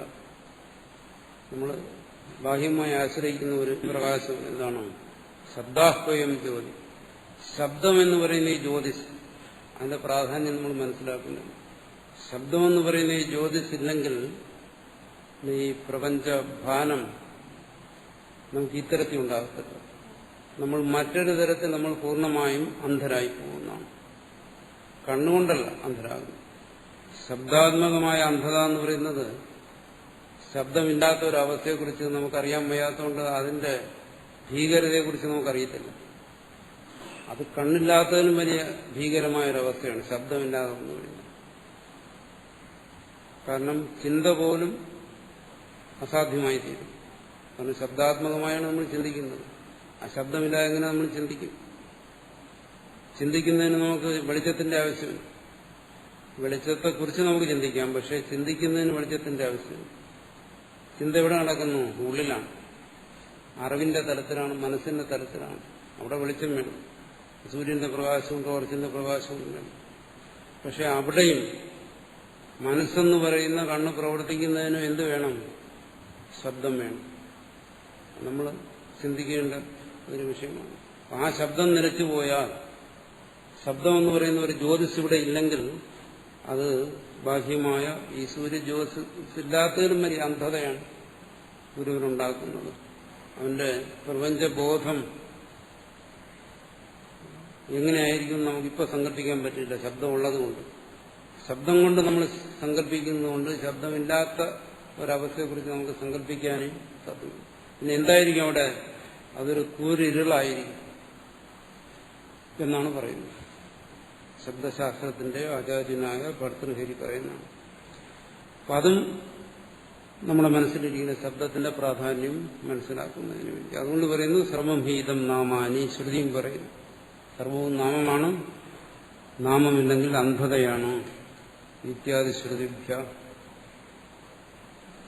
ശബ്ദത്തിന്റെ പ്രാധാന്യത്തെ, ശബ്ദം ഈ ജീവനെ എങ്ങനെ ഈ പ്രപഞ്ചത്തോട് ബന്ധിപ്പിക്കുന്നു എന്നുള്ള പ്രാധാന്യത്തെ മനസ്സിലാക്കി വേണം അടുത്ത ഉപനിഷത്തിന്റെ വ്യാഖ്യാനത്തിലേക്ക് കടക്കാനെന്നാണ് പറയുന്നത്. അതാഹ പറയുന്നു. അതുകൊണ്ട് ഇവിടെ ഓം എന്ന് പറയുന്ന ശബ്ദത്തിലൂടെ ആത്മതത്വത്തെ എങ്ങനെ നിർണയിക്കുന്നു അതിവിടെ പറയുന്നു. ഓം ഇത്യേതദക്ഷരമിതം സർവം. ശരിക്കും ഇവിടെ മുതലാണ് മന്ത്രവ്യാഖ്യാനം ഭാഷ്യകാരൻ തുടങ്ങുന്നത്. മുമ്പ് ഇതുവരെ പറഞ്ഞതെല്ലാം ശബ്ദത്തിന്റെ പ്രാധാന്യത്തെക്കുറിച്ച് പറഞ്ഞാണ്, അല്ലെങ്കിൽ ഓങ്കാരത്തിന്റെ പ്രാധാന്യത്തെക്കുറിച്ച് പറഞ്ഞാണ്. യദിദം അർത്ഥജാതം അഭിധേയഭൂതം തസ്യ അഭിധാന അവ്യതിരേക പറയുന്നു. യദിദം അർത്ഥജാതം അഭിധേയഭൂതം. ഈ കാണുന്ന സമ്പൂർണ്ണ വസ്തുക്കളും പ്രപഞ്ചം എന്ന് തന്നെ എടുക്കുക. സർവപ്രപഞ്ചവും അതിന് കൊടുത്തിരിക്കുന്ന പേരാണ് അഭിധേയം, പദാർത്ഥം. വിധേയം എന്ന് പറഞ്ഞാൽ അതിന്റെ അർത്ഥം എന്താണ്? ശബ്ദം കൊണ്ട് പറയപ്പെടുന്നത്, വാക്കുകൊണ്ട് വചിക്കപ്പെടുന്നത്, ശബ്ദത്തിന് വിഷയമായിരിക്കുന്നത്. അതാണ് യതിദം വിധേയം. ഇത് പ്രപഞ്ചമല്ല. എന്തെല്ലാം നമുക്ക് ശബ്ദം കൊണ്ട് പറയാമോ അതെല്ലാം തസ്യ അവിധാന അഭ്യതിരേക. അതൊന്നും അതാതിന്റെ ശബ്ദങ്ങളിൽ നിന്നും വേറിട്ടല്ല. അതാണ് ഇതുവരെ ഞാൻ വിശദീകരിച്ചത്. ശബ്ദത്തിൽ നിന്നും വേറിട്ടല്ല എന്ന് പറയുമ്പോൾ അങ്ങനെ ധരിക്കാവും, മറിച്ച് തെറ്റായി ധരിക്കരുത്. വ്യാഖ്യാനങ്ങൾ വായിക്കുമ്പോൾ നമുക്ക് അങ്ങനെ തോന്നും, എന്താണ് അഗ്നി എന്ന് പറയുന്ന ശബ്ദത്തിൽ നിന്നും വേറിട്ട് അഗ്നി എന്ന് പറയുന്ന ഒരു വസ്തുവില്ല, അങ്ങനെ തോന്നിപ്പോകും. അങ്ങനെയല്ല പറയുന്നു. അങ്ങനെ പറഞ്ഞാൽ അത് യുക്തിക്കും അനുഭവത്തിനും നിരക്കാത്ത കാര്യമാണ്. അങ്ങനെ ആണ് പരമാർത്ഥമെങ്കിൽ പറഞ്ഞല്ലോ, അഗ്നി എന്ന് വിചാരിച്ചാൽ ഉടൻ നാക്ക് എന്തുപോകും. പിന്നെ അഗ്നി എന്ന് പറയുന്ന വസ്തുവിന്റെ ആവശ്യമില്ലാതെ. അതല്ല ഇവിടെ ഉദ്ദേശിക്കുന്നത്. എന്താണ് അതുകൊണ്ട് ഉദ്ദേശിക്കുന്നതെന്ന് നേരത്തെ പറഞ്ഞു കഴിഞ്ഞു. അഭിധാനത്തിൽ നിന്നും വേറിട്ട് അഭിധേയം നിലനിൽക്കുന്നില്ല. കലം എന്ന് പറയുന്ന ആ ശബ്ദത്തിൽ നിന്ന് വേറിട്ട് സ്വതന്ത്രമായി, മണ്ണിൽ നിന്ന് അതിരിക്തമായി കലം എന്ന് പറയുന്ന ഒരു വസ്തു നിലനിൽക്കുന്നില്ല. അങ്ങനെ സർവ്വ കാര്യങ്ങളെക്കുറിച്ചും ചിന്തിച്ചു കഴിഞ്ഞാൽ കാരണത്തിൽ നിന്നും അതിരിക്തമായി കാര്യം എന്നുള്ള നമ്മുടെ സങ്കല്പം കേവലം ആ കാര്യത്തിനെ കുറിക്കുന്ന ശബ്ദവും ആ കാര്യത്തിന്റെ ആകൃതിയുമാണ്. അതിനാണ് നാമരൂപം എന്ന് പറയുന്നത്. നാമരൂപം ഇതം സർവം. ഇനി മുമ്പോട്ട് ചെല്ലുമ്പോൾ പറയും. ഈ കാര്യങ്ങളിൽ മുഴുവൻ ഇതാണ് ആവർത്തിച്ച് പറയുന്നത്. നിങ്ങളെ കാണുന്നത്, നിങ്ങൾ അനുഭവിക്കുന്നത് കേവലം നാമവും രൂപവും മാത്രമാണ്. അത് ഇവിടെ പറയുന്നത് ഒന്ന് ശ്രുതിയെ അവലംബിച്ച്, രണ്ടാമത് പിന്നെ യുക്തിയെ അവലംബിച്ച്, ഇതുപോലുള്ള യുക്തികൾ ആത്യന്തികമായി ആത്മനിഷ്ഠന്മാരുടെ അനുഭവത്തെ അവലംബിച്ച്, ഈ മൂന്ന് കാര്യങ്ങളെ അവലംബിച്ചിട്ടാണ് ഇവിടെ പറയുന്നത്. അഭിധാനസിന്റെ ഓങ്കാര അഭ്യുതിരേക. അഭിധാനമോ ശബ്ദങ്ങളോ ഒന്നും ഓങ്കാരത്തിൽ നിന്നും വേറിട്ടല്ല. എല്ലാ ശബ്ദങ്ങളും ഓങ്കാരത്തിൽ നിന്ന് അന്യമല്ല എന്ന് പറയുന്നതിന് മുഖ്യമായും ആശ്രയിച്ചിരിക്കുന്നത് ശ്രുതിയാണ്. അത് ശ്രുതി എന്ന് പറയുമ്പോൾ എന്താണ്? ഋഷിമാരുടെ അനുഭവം. ഋഷിമാരുടെ അനുഭവത്തിൽ അവർ ഏകാന്തമായി മനനം ചെയ്തപ്പോൾ, തപസ് ചെയ്തപ്പോൾ അവർക്ക് പ്രപഞ്ചം രഹസ്യം വെളിപ്പെട്ടത്, അവരുടെ അന്തരാത്മാവിൽ വെളിപ്പെട്ടത് ഓങ്കാര രൂപത്തിലാണ്. അതുകൊണ്ട് അവർ പറഞ്ഞിരിക്കുന്നു. കാരണം നമ്മൾ ഇന്നത്തെ ഭൗതികശാസ്ത്രവുമായി തടിച്ചു നോക്കിയിട്ട് അതുമായിട്ട് യോജിക്കുന്നുണ്ടോ, യോജിക്കുന്നില്ലേ, യോജിക്കുന്നുണ്ടെങ്കിൽ അത് ശരിയാണ്, യോജിക്കുന്നില്ലെങ്കിൽ അത് തെറ്റാണ് എന്ന തരത്തിൽ ചിന്തിക്കുന്നതിന് കഴമ്പൊന്നുമില്ല. അതുമായിട്ട് യോജിക്കാം, യോജിക്കാതിരിക്കാം. ഇതിന്റെ ശാസ്ത്രം എന്ന് പറയുന്നത് ആത്മീയ ശാസ്ത്രമാണ്. ഇത് വെളിപ്പെട്ടത് ആന്തരികമായ അന്വേഷണത്തിലാണ്. അത് വെളിപ്പെട്ടത് ഋഷിമാരുടെ ഉള്ളിലാണ്. അതുകൊണ്ട് അവർ പറഞ്ഞു, എന്താണ് ഇതെല്ലാം ഓങ്കാരത്തിൽ നിന്ന് ആരംഭിച്ചിരിക്കുന്നു. ഓങ്കാരത്തിൽ നിന്ന് ശബ്ദം സ്ഫുടിച്ച് നാനാശബ്ദങ്ങളായി മാറി. ഇത് നമുക്കൊരു പരീക്ഷണശാലയിലിരുന്ന് കണ്ടുപിടിക്കാൻ കഴിയുന്ന ഒരു കാര്യമല്ല. നാളെ ഏതെങ്കിലും കാലത്തിൽ ഒരുപക്ഷെ കണ്ടുപിടിച്ചേക്കാൻ അറിയത്തില്ല. പക്ഷേ അങ്ങനെ അല്ല ഇത് വെളിപ്പെട്ടത്. അതുകൊണ്ടാണ് ഇവിടെ പറഞ്ഞിരിക്കുന്നത് ഓങ്കാര അഭ്യതിരേക ഓങ്കാരേ വൈദ സർവം. ഓങ്കാരത്തിൽ നിന്നാണിത് സർവശബ്ദം ഉണ്ടായിരിക്കുന്നത്. അതിന് യുക്തി പറയുന്നത് എന്താണ്? ബ്രഹ്മം, പരമാത്മാവ്, ഈശ്വരൻ എന്നെല്ലാം നമ്മൾ ഉപയോഗിക്കുന്നത് പരമാത്മവാചകങ്ങളാണ്, പരമാത്മാവിനെ കുറിക്കുന്ന ശബ്ദങ്ങളാണ്.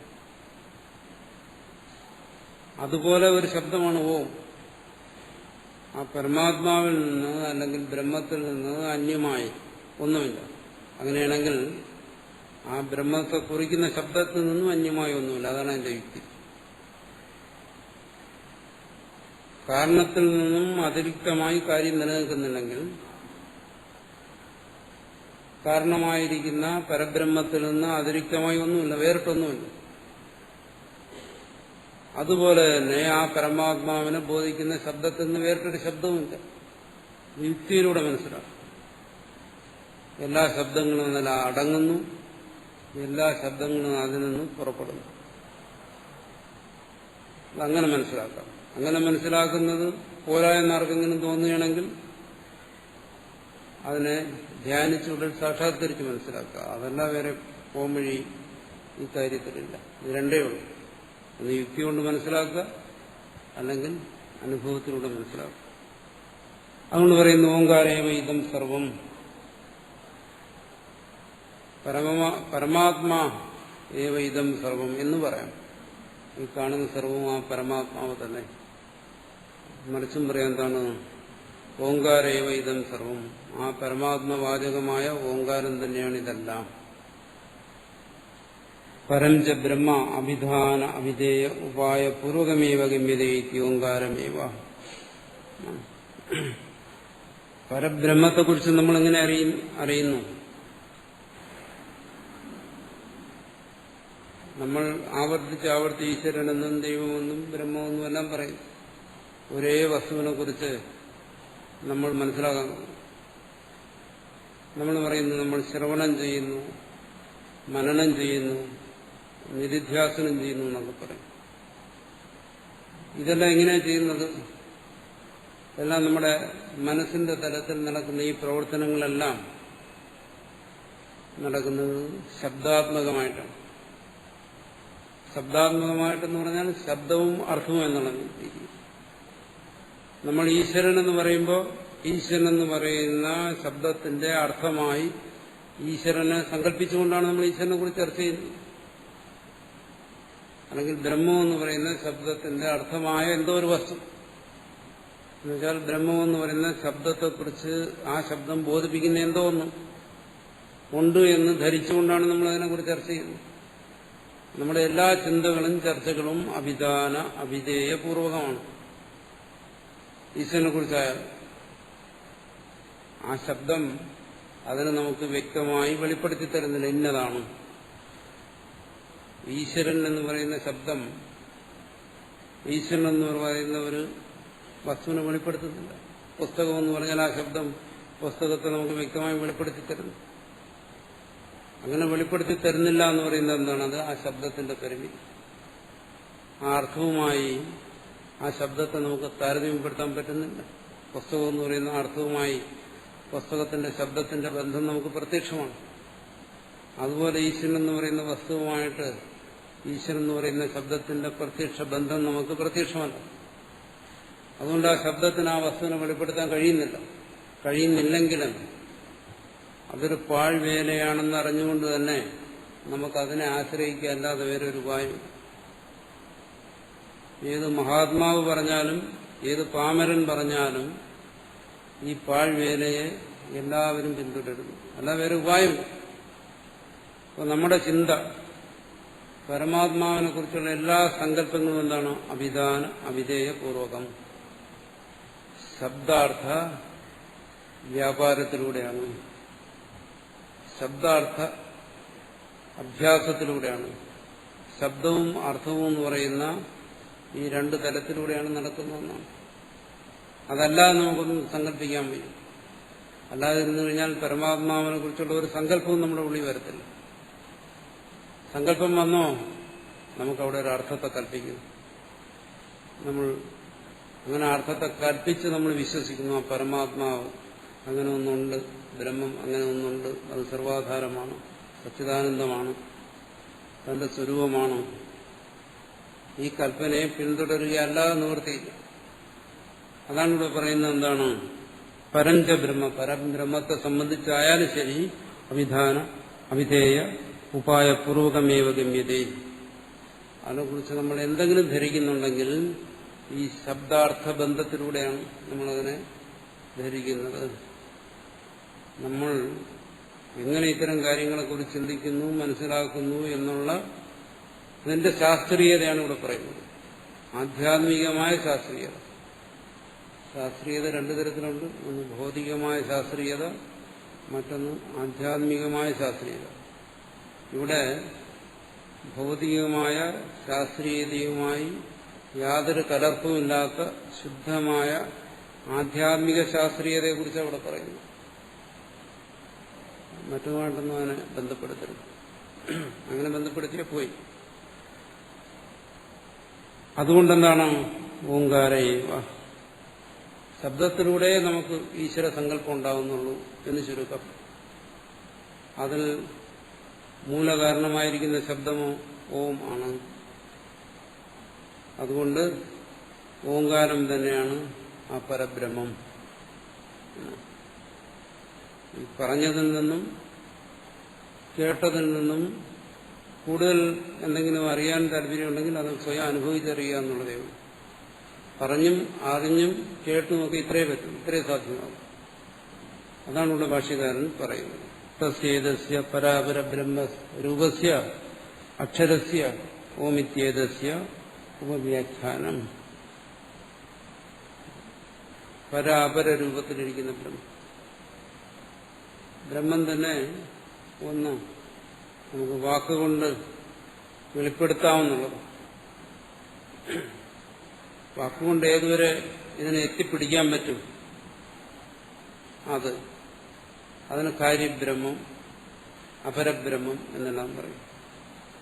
വാക്, മനസ്സ് ഇതിനെല്ലാം അതീതമായിരിക്കും, പരമായിരിക്കുന്നു പരബ്രഹ്മം. ആ രൂപത്തിലിരിക്കുന്ന പരാപരബ്രഹ്മ രൂപസ്യ അക്ഷരസ്യ ഓമിത്യേതസ്യ ഉപവ്യാഖ്യാനം. അക്ഷരം എന്ന് പറയുമ്പോൾ രണ്ടായിട്ട് കൊടുക്കാം. ഒന്ന് ഓം, അത് അക്ഷരമാണ്. ഒന്ന് പരമാത്മാവ്, അതും അക്ഷരമാണ്. അതിന്റെ ഉപവ്യാഖ്യാനം, സ്പഷ്ടമായ വ്യാഖ്യാനം. സ്പഷ്ടമായ വ്യാഖ്യാനം എന്ന് പറഞ്ഞു കഴിഞ്ഞാൽ എത്ര സ്പഷ്ടമാണോ എന്ന് ചോദിക്കും. നമ്മുടെ ബുദ്ധി കൊണ്ട് എത്രമാത്രം ഇത് സ്പഷ്ടമാകുമോ അത്രയും. അല്ലെങ്കിൽ നമ്മുടെ യോഗ്യത കൊണ്ട്, ഒരു വ്യക്തിയുടെ ആന്തരികമായ യോഗ്യത കൊണ്ട്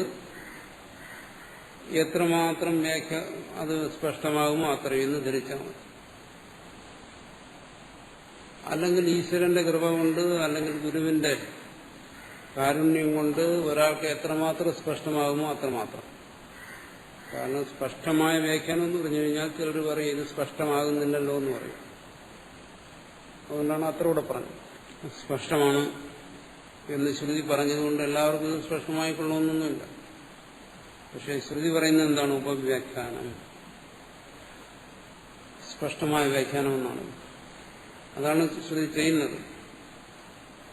വ്യക്തിയിൽ, ശ്രോതാവിൽ വരുന്ന സ്പഷ്ടതയ്ക്ക് മറ്റു പല കാരണങ്ങളും കാണും. മറ്റു പലതിനെ ആശ്രയിച്ചാണ് അതിന്റെ സ്പഷ്ടത. സംശയ ഭ്രമ രഹിതമായി ഈ തത്വം ഉള്ളിൽ പ്രകാശിക്കുന്നതാണ് ഇതിന്റെ സ്പഷ്ടത. അത് സംഭവിക്കുന്നുണ്ടെങ്കിൽ അതിന് മറ്റു കാരണങ്ങളുണ്ടായിരിക്കും. പക്ഷെ ശ്രുതിയുടെ താല്പര്യം എന്താണ്? അത് സംഭവിക്കണമെന്നാണ് ശ്രോതാവ്. അതുകൊണ്ടാണ് പറയുന്നത് തസ്യോപവ്യാഖ്യാനം. ഓമിനെ വ്യാഖ്യാനിക്കുന്നത് ആത്മബോധം പ്രകാശിക്കാൻ വേണ്ടിയിട്ടാണ്. ബ്രഹ്മപ്രതിപത്യുപായത്വാ ബ്രഹ്മസമീപതയാ വിസ്പഷ്ടം പ്രകഥനം ഉപവ്യാഖ്യാനം പ്രസ്തുതം വേദിതവ്യമിതി വാക്യശേഷ. തസ്യോപവ്യാഖ്യാനം എന്നുള്ളിടത്ത് ഇത്രയുടെയൊക്കെ ചേർത്ത് മനസ്സിലാക്കണം. എന്താണ് ബ്രഹ്മപ്രതിപത്യുപായത്വാ?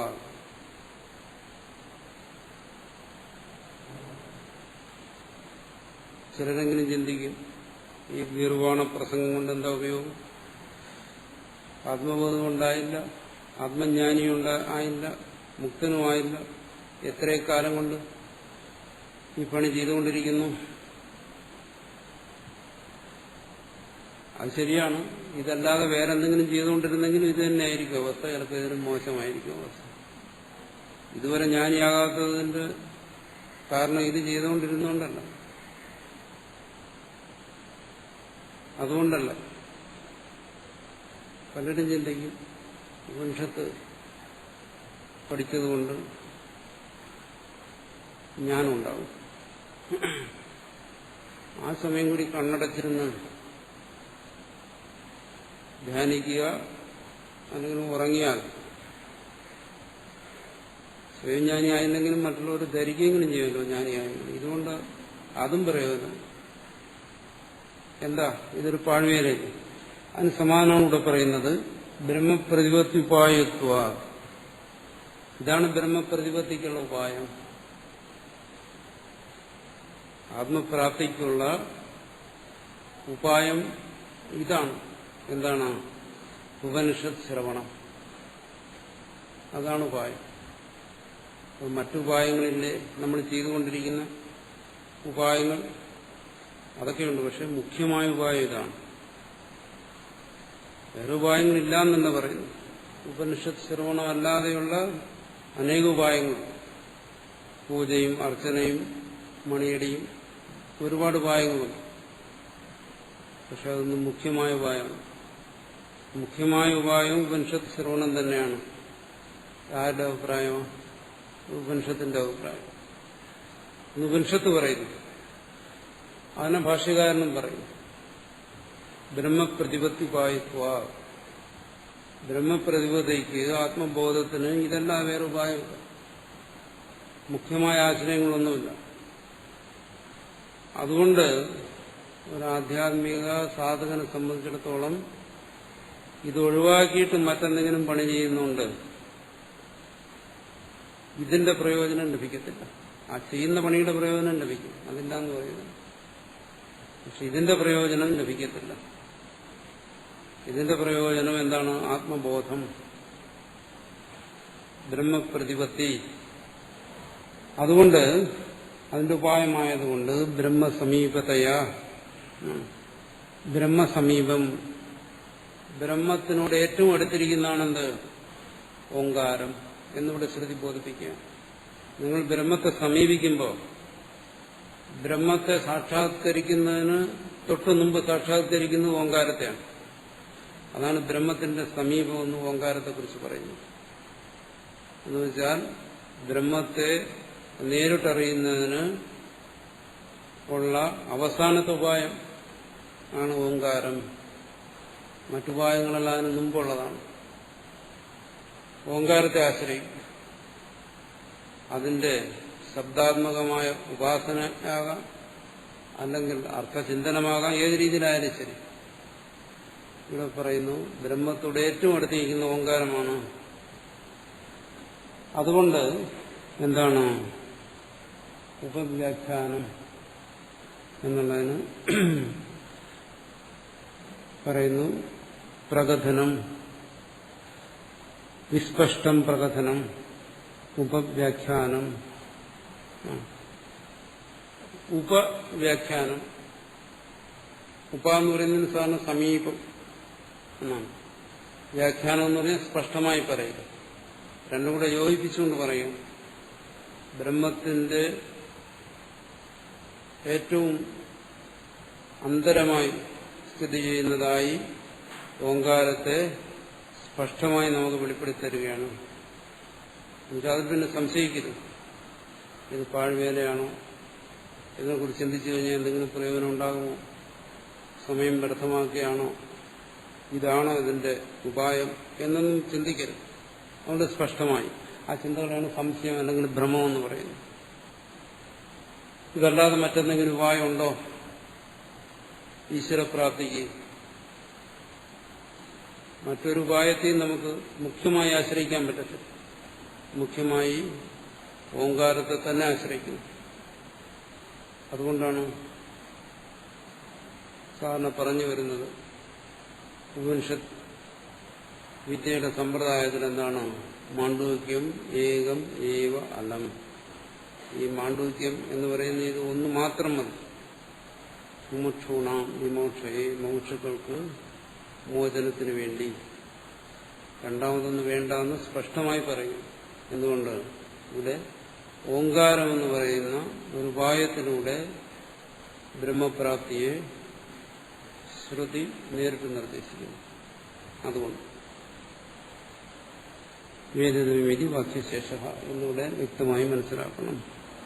ഭൂമിത്യദക്ഷണമിതം സർവം തസ്യ ഉപവ്യാഖ്യാനം ഭൂതം ഭവത് ഭവിഷ്യതി. ഭൂതം ഭവത് ഭവിഷ്യതി കാലത്രയപരിച്ഛേദ്യം യത് അപി ഓങ്കാര ഇവ ഉക്തന്യായഃ. കാലത്രയ പരിച്ഛേദ്യമായിരിക്കുന്നതാണ് ഭൂതം ഭവത് ഭവിഷ്യത് ഭൂതവർത്തമാന ഭാവി കാലത്ത് ഉള്ളത്.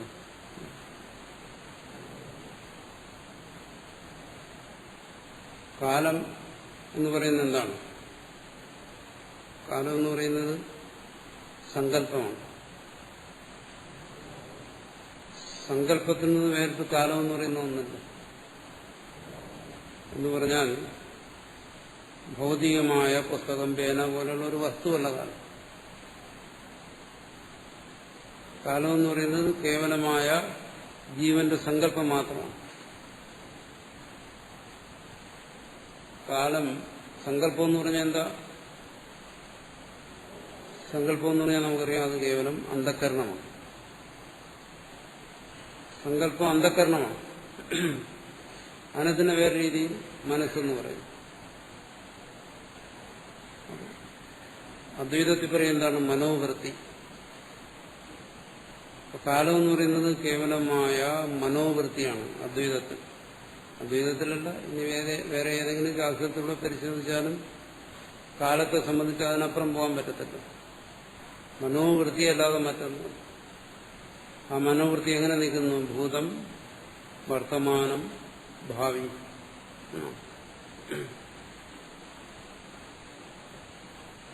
ഭൂതവർത്തമാന ഭാവി രൂപത്തിലുള്ള മനോവൃത്തിയാണ്, മനോവൃത്തികളാണ്. അതാണ് കാലം. കാലത്രയ പരിച്ഛേദ്യം. അത് മനോവൃത്തികളായതുകൊണ്ട് ഈ മനോവൃത്തിയുടെ പ്രത്യേകത എന്താണ്? കാലവൃത്തി എന്ന് പറയുന്നത് എല്ലാ സങ്കല്പവൃത്തികൾക്കും സഹായകമായിരിക്കുന്നതാണ് കാലവൃത്തി അദ്വൈതത്തിൽ. ഏത് സങ്കല്പവൃത്തികൾ മനസ്സിലുണ്ടായാലും, വൃത്തി എന്ന് പറഞ്ഞാൽ മലയാളത്തിൽ പറയുന്ന വൃത്തി എന്നെടുക്കരുത്, മനസ്സിന്റെ പരിണാമം അല്ലെങ്കിൽ മനസ്സിന്റെ ഒരവസ്ഥാവിശേഷം എന്നൊക്കെ എടുക്കണം. ഏത് മനോവൃത്തികൾ ഉള്ളിലുണ്ടായാലും കാലവൃത്തി അതിനോടുകൂടി ചേർന്നിരിക്കും. ഇന്നലെ, ഇന്ന്, നാളെ എന്ന് പറയുന്ന കാലവൃത്തിയോടുകൂടി ചേർന്നേയിരിക്കും. ഒരു പക്ഷേ ചില സമയം നമ്മൾ അതിനെക്കുറിച്ച് വേണ്ടത്ര ബോധവാന്മാരായെന്ന് വരത്തില്ല, പക്ഷെ അതവിടെ ഉണ്ടായിരിക്കും. അതിന് തെളിവാണ് നമ്മുടെ എല്ലാ അനുഭവങ്ങളെയും നമ്മൾ സ്മരിക്കുമ്പോൾ പൂർവം എന്നിങ്ങനെ സ്മരിക്കുന്നു, മുൻകാലം എന്ന് സ്മരിക്കുന്നു. ഏതെങ്കിലും ഒരു അനുഭവത്തെ നമുക്ക് മുൻകാലം എന്നല്ലാതെ സ്മരിക്കാൻ പറ്റത്തില്ല. എനിക്ക് ഇന്നലെ, അന്ന് ഇന്ന അനുഭവം ഉണ്ടായി എന്ന് സ്മരിക്കുന്നത് എന്തുകൊണ്ട്? അനുഭവവേളയിൽ കാലം വ്യക്തമായി സ്മരിച്ചില്ലെങ്കിലും കാലം ആ അനുഭവവൃത്തിയോട് ചേർന്നിരിക്കുന്നു. അപ്പോ ഈ അനുഭവവൃത്തിയുടെ ഒരു പരിമിതിയാണ്. കാലവൃത്തിയെ വിട്ട് നിൽക്കാൻ പറ്റത്തില്ല. അതിനാണ് ഇവിടെ പറയുന്നത് എന്താണ്? കാലത്രയ പരിച്ഛേദ്യം. സർവ അനുഭവങ്ങളും പ്രപഞ്ചാനുഭവങ്ങളും കാലത്രയ പരിച്ഛേദ്യമാണ്. മുമ്പ് പറഞ്ഞല്ലോ, അനുഭവത്തിൽ നിന്നും വേറിട്ട് വസ്തുവില്ല. അതാണ് വാചാരംഭണം വികാരവും നാമധേയവും എന്ന് പറഞ്ഞെടുത്ത് പറഞ്ഞത്. സർവ അനുഭവങ്ങളും സർവ മനോവൃത്തികളും കാലപരിച്ഛിന്നമാണെങ്കിൽ ആ മനോവൃത്തികൾക്ക് വിഷയമായിരിക്കുന്ന സമ്പൂർണ്ണ പ്രപഞ്ചവും കാലപരിച്ഛിന്നമാണ്. അതാണ് പ്രപഞ്ചം കാലപരിച്ഛേദ്യം എന്ന് പറയുന്നത്. കാലത്രയ പരിച്ഛേദ്യം. അതാണ് ഇവിടെ പറഞ്ഞിരിക്കുന്നത്. എന്താണ് കാലത്രയ പരിച്ഛേദ്യം? എന്ത്? ഭൂതം ഭവത് ഭവിഷ്യതി കാലത്രയ പരിച്ഛേദ്യം. ഭൂതം ഭവത് ഭവിഷ്യതി ഈ രൂപത്തിൽ അനുഭവപ്പെടുന്ന ഈ പ്രപഞ്ചം മുഴുവൻ കാലത്രയ പരിച്ഛേദ്യമാണ്. തദപ്യോങ്കാരൈവ, അതെല്ലാം ഓങ്കാരം തന്നെയാണ്. മുക്തന്യായതഃ, വാചാരംഭണ ന്യായം മുമ്പ് പറഞ്ഞു. വാചാരംഭണ ന്യായം എന്ന് പറയും, ശ്രുതിയിൽ അങ്ങനെ പറഞ്ഞിരിക്കുന്നു. ആ ന്യായം എന്ന് പറഞ്ഞാൽ യുക്തി. ന്യായമെന്ന് സംസ്കൃതത്തിലോ പറഞ്ഞാൽ നമ്മൾ മലയാളത്തിൽ പറയുന്ന യുക്തി എന്നാണ് അതിന്റെ അർത്ഥം. ന്യായം എന്ന് പറയുന്നതിന് വേറെ അർത്ഥം പറയുന്നതാണ് അവൻ ചെയ്ത് അന്യായമായിപ്പോയി. അതല്ല ഇവിടെ അർത്ഥം. അന്യായത്തിന് വിപരീതമായിട്ടുള്ള ന്യായമുണ്ട്. സംസ്കൃതത്തിലുള്ള വാക്കുകൾ പറയുമ്പോൾ നമ്മൾ മലയാളത്തിൽ എങ്ങനെ ഗ്രഹിക്കുന്നു എന്നുള്ളത് ദൈവത്തിന് മാത്രമേ അറിയാവൂ.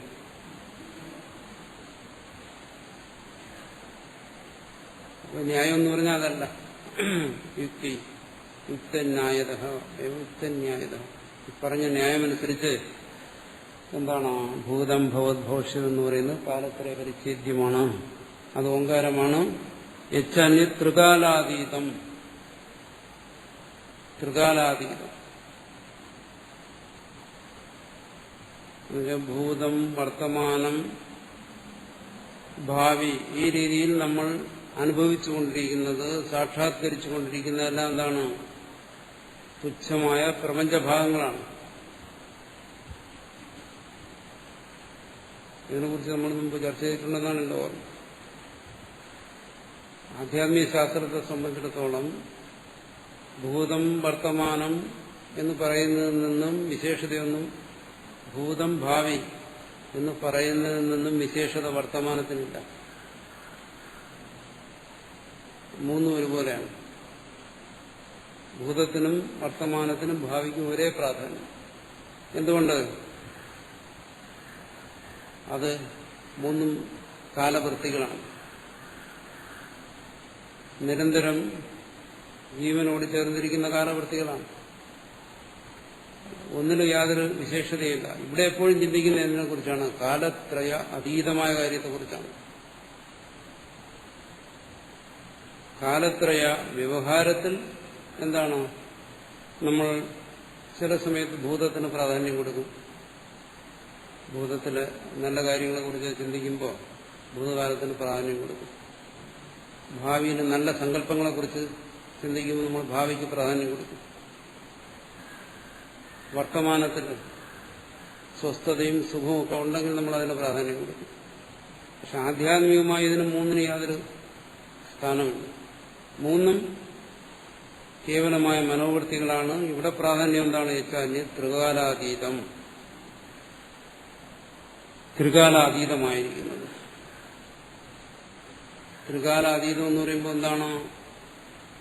കാലപരിച്ഛിന്നമായിരിക്കുന്ന ഭൂത വർത്തമാന ഭാവികളിലൂടെ അറിയപ്പെടുന്നത്. കാര്യ അധിഗമ്യം, കാര്യം എന്ന് പറയുന്നത് മൂന്നുമാണ്. ഭൂതവർത്തമാന ഭാവികളാണ് കാര്യം. ആ കാര്യത്തിലൂടെ അറിയപ്പെടുന്നത്. കാര്യത്തിലൂടെ നേരിട്ടറിയാൻ പറ്റത്തില്ല. കാര്യത്തിലൂടെ നമ്മൾ ഊഹിക്കുന്നത്. യുക്തിയിലൂടെ ചില നിഗമനങ്ങളിൽ നമ്മൾ എത്തിച്ചേരും. നേരത്തെ പറഞ്ഞല്ലോ, വാചാരംഭണന്യായം. ഫലം മണ്ണിൽ നിന്ന് വേറെയല്ല, എന്നാൽ മണ്ണതിന്റെ വേറെയല്ല. ഇങ്ങനെയെല്ലാം ചിന്തിച്ച് നമ്മൾ എത്തിച്ചേരുന്നു. അതിന് നമ്മൾ ആ ചിന്തയ്ക്ക് നമ്മൾ ആശ്രയിച്ച് എന്തിനാ കാര്യങ്ങൾ? കാര്യം എന്ന് പറയുന്നതോ കാലപരിച്ഛിന്നമായിരിക്കുന്ന ഈ പ്രപഞ്ച ഘടകങ്ങൾ. തിരിച്ചും മറിച്ചും എല്ലാം ചിന്തിച്ച് നമ്മളെന്ത് ചെയ്യുന്നു? കാര്യത്തിലൂടെ അറിയാൻ ശ്രമിക്കുന്നു. കാര്യത്തിലൂടെ അതിനെ പൂർണ്ണമായി അറിയാൻ പറ്റത്തില്ല. അതൊരു ശ്രമം മാത്രമാണ്. അല്ലെങ്കിൽ അതിനെ കാര്യത്തിലൂടെ, കാര്യം എന്ന് പറയുന്ന ഒരു ഉപായത്തിലൂടെ അറിഞ്ഞു കഴിഞ്ഞാൽ പിന്നെ അവിടെ കാര്യമില്ല. അതാണ് അറിവിന്റെ നിറവെന്ന് പറയുന്നത്. അങ്ങനെയുള്ള ത്രികാലാതീതമായിരിക്കുന്ന, നിങ്ങൾ പ്രത്യേകം മനസ്സിലാക്കണം. അത് പ്രത്യേകം പറയുന്നത് എന്തുകൊണ്ട്? സാക്ഷാത്കാരത്തിൽ കാലമില്ല. സാധാരണ അനുഭവത്തിലാണ് കാലം. അത് ഭൂതമാകാം, ഭാവിയാകാം, അല്ലെങ്കിൽ വർത്തമാനമാകാം. സാക്ഷാത്കാരം എന്ന് പറയുന്നത് എന്താണ്? കാലാതീതമാണ്. അവിടെ കാലത്തിന് നിലനിൽക്കുന്നത്. എന്തുകൊണ്ട്? അവിടെ നിലനിൽക്കുന്നത് കാലാതീതമായ, കാലാപരിച്ഛേദ്യമായ അതാണ് അവിടെ നിലനിൽക്കുന്നത്. കാലാപരിച്ഛേദ്യം, കാലാതീതം എന്ന് പറയുമ്പോൾ അവിടെയും മുഖ്യമായിരിക്കുന്ന പരമാത്മാവാണ്. പരമാത്മാവ് അല്ലെങ്കിലും കാലാതീതമായ മറ്റു ചില കാര്യങ്ങളെക്കുറിച്ചും ശ്രുതിയിൽ പറയുന്നു. ഈ കാലത്തിനവിടെ യാതൊരു പ്രാധാന്യവും, ശ്രുതി കാലത്തിന് യാതൊരു പ്രാധാന്യം കൽപ്പിക്കുന്നില്ല. അത് മാത്രമല്ല, വർത്തമാന ഭൂതഭാവികൾക്ക് യാതൊരു മേന്മയും ഒന്നിനും കൽപ്പിക്കുന്നില്ല. കാലാതീതമായി മുഖ്യമായി പലതിനെ നിർദ്ദേശിക്കുന്നു. കാലാതീതമായി നിർദ്ദേശിക്കുന്ന ഒന്നെന്താണ്? ഒന്ന് അവ്യാകൃതാത്മാവ്, അതിന് കാലാതീതം എന്ന് പറയുന്നു. സൂത്രാത്മാവ്, അതിനെ കാലാതീതം എന്ന് പറയുന്നു. അതെല്ലാം കാലാതീതമാണ്. അതെങ്ങനെ മനസ്സിലാക്കാം? നമ്മുടെ ദൈനംദിന ജീവിതത്തിലെ ഉദാഹരണങ്ങളിൽ നിന്ന് മനസ്സിലാക്കാം. അവ്യാകൃതാത്മാവെന്ന് പറയുന്നത് എന്താണ്? ഇനിയിപ്പോൾ ശ്രുതി ചർച്ച ചെയ്യുമ്പം പറയും. അതിൻ്റെ ഒരു പ്രതിരൂപം നമുക്കൊന്നും അനുഭവമുണ്ട്. അവിടെ കാലമില്ല. നമ്മുടെ ഈ കാലസങ്കല്പത്തിനപ്പുറമാണ്. എന്താണ്? സുഷുപ്തി, ഗാഠനിദ്ര. അവിടെ കാലമുണ്ടോ? ഇല്ല. അപ്പം അത് കാലാതീതമാണ്. ഇനി കാലമില്ലാത്ത മറ്റൊരു സ്ഥാനമുണ്ട്, സ്വപ്നം. സ്വപ്നത്തിൽ കാലമില്ല. ചില ചോദിക്കും, സ്വപ്നത്തിനും കാലമുണ്ടല്ലോ, സ്വപ്നത്തിൽ ഇന്നലെ ഇന്നും നാളെയൊക്കെ ഉണ്ടല്ലോ. ശരിയാണ്. പക്ഷെ സ്വപ്നത്തിൽ നമ്മുടെ ഈ കാലമില്ല. നമ്മളിപ്പോൾ ചർച്ച ചെയ്യുന്ന ഈ കാലമില്ല. നമ്മളെ ഇന്നത്തെ, ഇവിടത്തെ ഇന്നലെ ഇന്നും നാളെ അവിടെ ഇല്ല. നമ്മൾ കാലം എന്ന് പറയുന്നത് ഏതാണ്? സ്വപ്നത്തിലെ കാലത്തെല്ലാം നമ്മൾ കാലമെന്ന് പറയുന്നു. സ്വപ്നത്തിലെ ഇന്നലെയല്ല നമ്മുടെ ഇന്നലെ എന്ന് പറയും. സ്വപ്നത്തിലെ നാളെയല്ല നമ്മുടെ നാളെ. വർത്തമാനത്തിലെ ഈ കാലം സ്വപ്നത്തിൽ അവിടെ എന്താണ്? മായ കൊണ്ട് സൃഷ്ടിക്കുന്ന ഒന്നാണ്. ആ കാലത്തിൽ നമ്മുടെ ഇന്നത്തെ വർത്തമാന ഭൂതഭാവികളൊന്നുമില്ല. അതിനെയാണ് സൂത്രാത്മാവെന്ന് പറയുന്നു. ഇപ്പോ സുഷുപ്തിയിലെ സമഷ്ടിയാണ് അവ്യാകൃത ആത്മാ, സ്വപ്നത്തിലെ സമഷ്ടിയാണ് സൂത്രാത്മാ. അതുമെല്ലാം കാലാതീതമാണ്. അപ്പൊ കാലമെന്ന് പറയുന്നതിന്റെ നിസ്സാരത എന്ന് പറയുന്നത് എന്ത്? അത് കേവലം ഈ വർത്തമാനകാലത്തിൽ മാത്രം നിൽക്കുന്ന ഒന്നാണ്. ബാക്കിയെല്ലാം നമ്മുടെ അനുഭവങ്ങൾ. നോക്കുക, നമ്മുടെ അനുഭവങ്ങൾ നമുക്ക് പ്രധാനമായും മൂന്നായിട്ടിരിക്കും: ജാഗ്രത, സ്വപ്ന, സുഷുപ്തി. അപ്പൊ മൂന്നിൽ ഭൂരിപക്ഷം ഏതിനാണ്? രണ്ടിനാണ്. ഒരിക്കലും ഒന്നിന് ഭൂരിപക്ഷം വരത്തില്ല. രണ്ടെന്ന് പറയുമ്പോൾ സുഷുപ്തി, സ്വപ്നം. ഭൂരിപക്ഷമായിരിക്കുന്ന ഈ രണ്ടിലും കാലമില്ല. ഒന്നിന് മാത്രമേ ഉള്ളൂ കാലം. അപ്പൊ ആ കാലം, ആ കാലത്തിന്റെ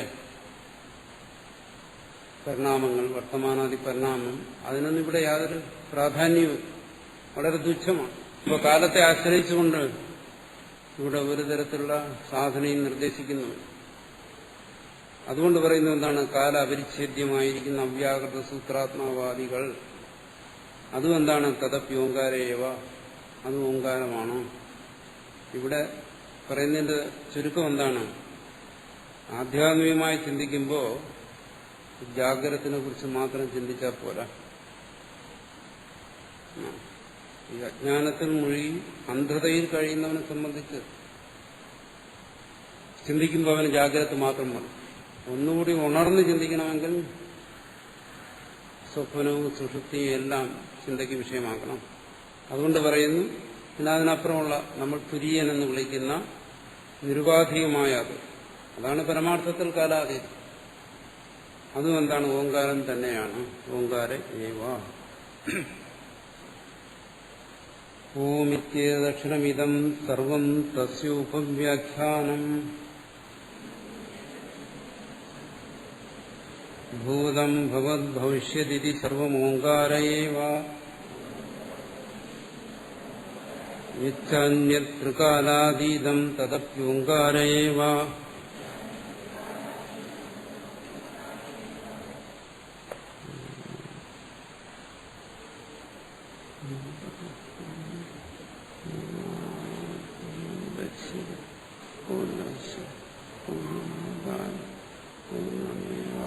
ശിഷ്യതി. ഓം ശാന്തി ശാന്തി ശാന്തി.